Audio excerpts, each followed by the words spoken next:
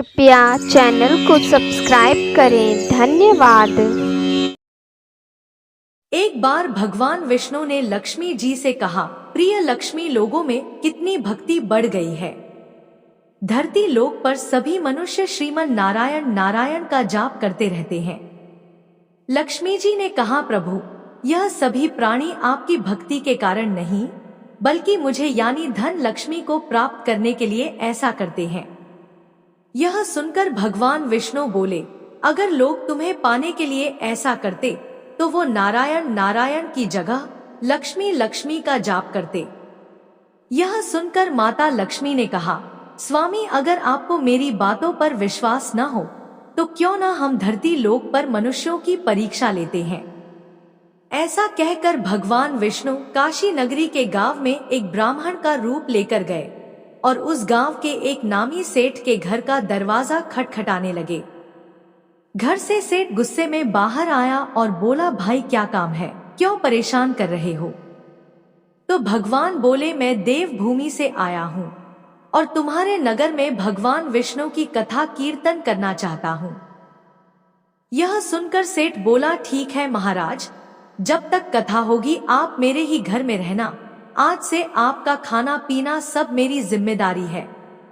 अब गांव के कुछ लोग इकट्ठे हो गए और सभी कथा की तैयारी करने लगे।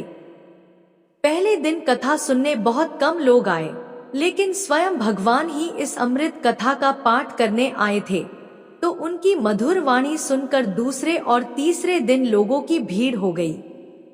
भगवान श्री विष्णु यह देखकर बेहद खुश हो गए कि लक्ष्मी जी तो व्यर्थ ही कह रही थी, यहाँ तो सचमुच लोगों में कितनी भक्ति बढ़ गई है। जब 2 से 3 दिन बीत गए तो लक्ष्मी माता ने सोचा, क्यों न चलकर देखा जाए कि आखिर धरती लोक पर मेरे नाथ कैसे है। इस प्रकार लक्ष्मी माता एक बूढ़ी औरत का रूप लेकर उसी नगर में जा पहुंची। वहां एक महिला अपने घर का ताला बंद कर रही थी। माता ने उससे कहा, बेटी, बहुत प्यास लगी है, थोड़ा पानी पिला दे। महिला बोली, माता, हमारे घर के पास में कथा हो रही है, मुझे प्रवचन सुनने जाना है। माता लक्ष्मी ने फिर से कहा, बेटी, थोड़ा पानी पिला दे, सुबह से बहुत प्यास लगी है, किसी ने मुझे पानी नहीं पिलाया है। वो महिला जाकर एक लोटा पानी ले आई। माता ने पानी पिया और लोटा वापस लौटाया तो वह सोने का हो गया। यह सब देखकर वो महिला बहुत अचंभित हो गई। उसने सोचा, स्टील का लोटा सोने का कैसे हो गया है, यह तो अवश्य ही कोई चमत्कारी माता जी है। महिला हाथ जोड़कर कहने लगी, माता जी, आपको तो भूख भी लगी होगी, आइए मेरे घर में खाना खा लीजिए। उसने सोचा, अगर बूढ़ी माँ खाना खाएंगी तो थाली, कटोरी, चम्मच सब सोने के हो जाएंगे। माता लक्ष्मी बोली, तुम जाओ बेटी, तुम्हारा प्रवचन सुनने का समय हो रहा है। वो महिला माता की बात मानकर प्रवचन सुनने गई, लेकिन वहां जाकर उसका कथा में बिल्कुल मन नहीं लग रहा था। उस महिला के मन में यही उथल पुथल चल रही थी। तभी उसने अपनी आसपास की सभी औरतों को यह बात बता दी कि किस प्रकार से एक बूढ़ी माई को पानी देने से उसका गिलास सोने का हो गया। जब पूरे गांव में यह बात फैल गई तो अगले दिन से कथा में लोगों की संख्या कम हो गई। यह देखकर भगवान ने पूछा कि लोगों की संख्या कम कैसे हो रही है, क्या लोगों को कथा श्रवण करना अच्छा नहीं लग रहा। तब भगवान को किसी भक्त ने बताया कि हमारे नगर में एक चमत्कारी माताजी आई है। वो जिसके घर दूध पीती है, पानी पीती है तो उसका गिलास सोने का हो जाता है। थाली में रोटी सब्जी खाती है तो थाली सोने की हो जाती है। इसलिए माता के इंतजार में लोग प्रवचन में नहीं आते। यह सब सुनते ही भगवान नारायण समझ गए कि लक्ष्मी जी का आगमन हो चुका है। ये बात सुनते ही जिन सेठ जी ने कथा का आयोजन किया था वो भी वहां से उठ के चले गए। अब तो सेठ जी पूरे नगर में माता लक्ष्मी की खोज करने लगे। बहुत खोजने पर जब सेठ जी माता लक्ष्मी के पास पहुंचे तो कहने लगे कि माता, मैं तो भगवान श्री हरि की कथा का आयोजन कर रहा था और आपने मेरे ही घर को छोड़ दिया। आपने पूरे नगर में सभी को सोने का गिलास, सोने की थाली, सोने की कटोरी दी, पर आपने मुझे कुछ भी नहीं दिया। माता लक्ष्मी बोली, तुम्हारे घर में तो मैं सबसे पहले आने वाली थी, किंतु आपने अपने घर में जिस कथा कहने वाले व्यक्ति को ठहराया है उसका मुझसे द्वेष है, इसलिए उसे अपने घर से जाने के लिए कहोगे तभी मैं तुम्हारे घर आ सकती हूँ। सेठ जी ने कहा, माता बस इतनी सी बात, अभी मैं घर जाकर उन महाराज की व्यवस्था धर्मशाला के कमरे में करवा देता हूँ।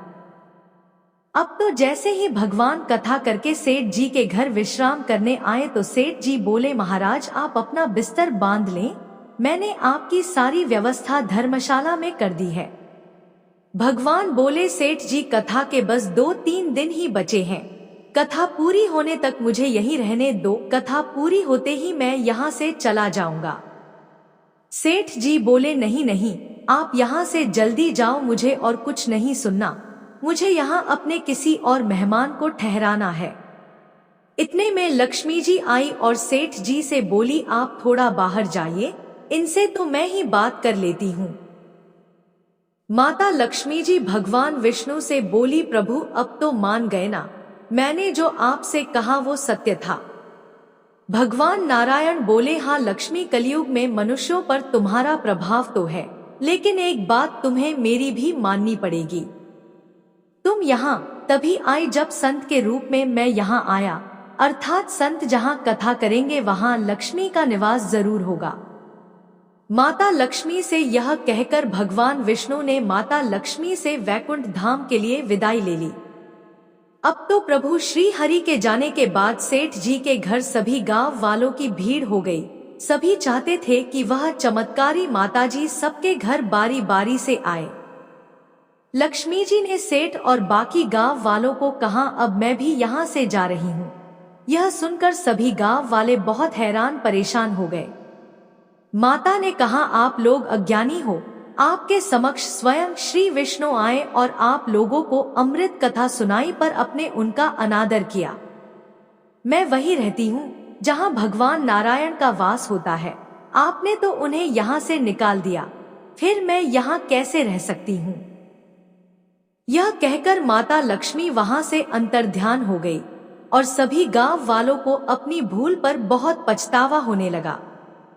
मित्रों, इस कथा का यह सार है कि जहां सज्जनों का वास होता है वहां माता लक्ष्मी का वास भी अवश्य होता है। केवल माता लक्ष्मी के पीछे भागने वालों को कभी माया नहीं मिलती। तो मित्रों, कैसी लगी आपको दिवाली के पर्व पर माता लक्ष्मी की कहानी? हमें कमेंट करके जरूर बताएं। और ऐसी ही कहानियां श्रवण करने लिए हमारे चैनल को सब्सक्राइब जरूर करें। धन्यवाद।